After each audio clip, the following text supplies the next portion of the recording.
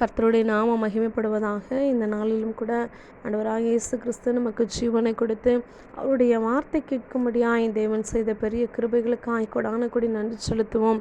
நாம் ஜெபத்தை குறித்து தொடர்ந்து பார்த்து கொண்டிருக்கிறோம். இந்த நாளிலும் கூட சிறையிருப்பை மாற்றும் ஜெபத்தை குறித்து நம்ம பார்க்க போகிறோம். வேதத்தில் பார்க்கிறோம். யோபு 42 அதிகாரம் 10 வசனம் இப்படி சொல்லுகிறது.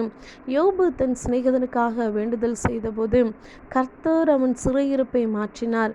யோபுக்கு முன்னிருந்த எல்லாவற்றை பார்க்கிலும் இரட்டத்தனையாய் கர்த்தர் அவனுக்கு தந்தருளினார் என்று சொல்லி பார்க்கிறோம். யோபுவை குறித்து கர்த்தர் சாட்சி கொடுக்கிறார். யோபு உத்தமனும் சன்மார்க்கனும் தேவனுக்கு பயந்து பொல்லாப்புக்கு விலகுகிறவனுமாகிய அவனைப் போல பூமியில் ஒருவனும் இல்லை என்று சொல்லி கர்த்தர் சாட்சி கொடுக்கிறார். யோபு தேவனுக்கு ரொம்ப பயந்த மனுஷன். தேவனுக்குள்ள ரொம்ப உண்மையை உத்தமமான மனுஷனாய் வாழ்ந்து வந்தார். அப்படி உத்தமத்தை கெடுக்கும்படியாய், அந்த உண்மையை கெடுக்கும்படியாய், அந்த கர்த்தர் கொடுத்த சாட்சியை கெடுக்கும்படியாய் பிசாசானவன் உள்ளே நுழைவதற்கு வகை தேடுகிறான்.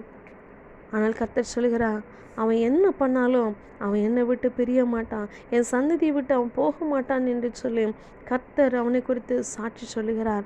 அப்படி உள்ள நுழைகிற அந்த பிசாசானவன் யோபுவினுடைய வாழ்க்கையை, அந்த உண்மையை உத்தமத்தை கெடுக்கும்படியாய் பிசாசானவன் உள்ள நுழைந்து யோபுவுக்கு இருந்த 7 குமாரரும் 3 குமாரத்திகளும் யோபுவினுடைய வீட்டிலிருந்த எல்லா வேலைக்காரர்களும் வேலைக்காரிகளும் பணிவிடைக்காரர்களும் எல்லாரும் மரித்து போனார்கள் என்று சொல்லி பார்க்கிறோம். எல்லாரும் மரித்து போனாலும் யோபுவின் சரீரத்திலும் அழுகி போன நிலைமை, பருக்கள் வந்து ஓடை வைத்து சுரண்டி கொண்டிருக்கிற நிலைமை, எல்லாரும் இழந்துட்டாங்க. ஒரு பக்கம் சரீரத்தில் வியாதி, கூட இருக்கிற மனைவி சொல்கிறான், நீங்கள் ஏன் இன்னும் வந்துட்டு உயிரோடு இருக்கிற, ஏன் இன்னும் நம்முடைய உத்தமத்தில் நீ உறுதியாக நிற்கிற, பேசாமல் தேவனை தூஷித்து நீ ஜீவனை விடு, நீ செத்து போயின்னு சொல்லி கூட இருக்கிற மனைவியும் பேசுகிறாங்க.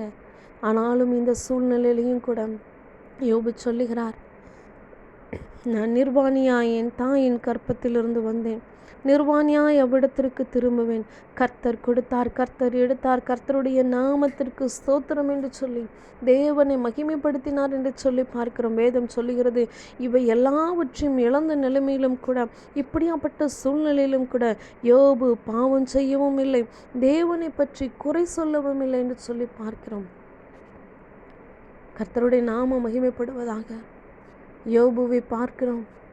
கொஞ்சம் யோசிச்சு பாருங்கள். யோபுவை போல் நம்ம வாழ்க்கையில் இழப்பு இருந்திருக்கா? யோபுவை போல் நம்ம சரீரத்தில் அழுகி போயிருக்கா? யோபுவை போல் நம்ம வாழ்க்கையில் இவ்வளோ பாடுகள், பிரச்சனைகள், இழப்புகள் இருந்திருக்கா?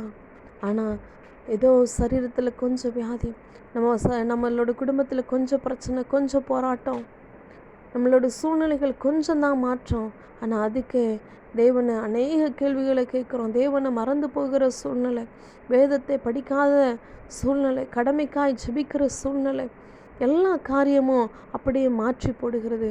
ஆனால் யோபு சொல்லுகிறார், என்னை கொன்று போட்டாலும் நான் அவர் பேரில் நம்பிக்கையாக இருப்பேன் என்று சொல்லி ஆராய்ந்து முடியாத பெரிய காரியங்களை செய்கிறவர், எண்ணி முடியாத அதிசயங்களை செய்கிறவர், இதோ எனக்குள் இருக்கிறவர் பெரியவர் என்று சொல்லி யோபு தன் தேவனை மகிமைப்படுத்துகிறதை பார்க்கிறோம். என் அன்பு சகோதரனே, சகோதரியே, நம்ம எப்படியாப்பட்ட வாழ்க்கை வாழ்ந்து கொண்டிருக்கிறோம்? நம்ம இருதயங்கள் எப்படியாப்பட்ட சிந்தனைகளை சிந்தித்து கொண்டிருக்கிறது?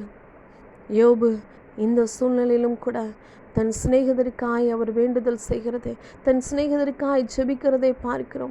யோபு தன் சிநேகிதருக்காய் இப்படியாப்பட்ட சூழ்நிலையிலும் கூட அவருக்காய் ஜெபிக்காதபடிக்கு, என் வாழ்க்கையில் நடந்தது எல்லாமே கர்த்தருக்கு ஸ்தோத்திரம் என்று சொல்லி தன் சிநேகிதனுக்காய் ஜெபிக்கிற யோபுவை பார்க்கிறோம்.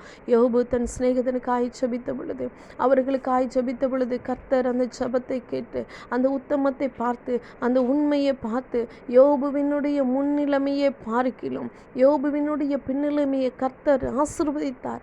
சாதாரணமாக ஆசீர்வதிக்கலை. எதெல்லாம் இழந்தாரோ, எதெல்லாம் கர்த்தருக்கு முன்பதாய் இழந்தாரோ, எதெல்லாம் தேவனுக்கு முன்பதாய் பயந்து உண்மையும் உத்தமமாய் தேவனுக்கு முன்பதாய் எதெல்லாம் அவர் இழந்தாரோ, எப்படி இருந்தாரோ, அந்த முன்னிலைமையை பார்க்கிறோம். தேவன் பின்னிலைமை இரட்டத்தனையான ஆசீர்வாதங்களை கொடுத்தார். அவனுடைய சிறையிருப்பை மாற்றினார் என்று சொல்லி பார்க்கிறோம். என் அன்பு சகோதரனே, சகோதரியே, இந்த நாளிலும் கூட ஒருவேளை உங்களுடைய வாழ்க்கையில் பிரச்சனை இருக்கலாம், போராட்டம் இருக்கலாம், அவமானங்கள் இருக்கலாம், இழப்புகள் இருக்கலாம், எல்லாம் இருக்கலாம். ஆனாலும் நீங்கள் உண்மையாக இருக்கும் பொழுது தேவன் இரட்டிப்பான நன்மையை கொடுப்பார்.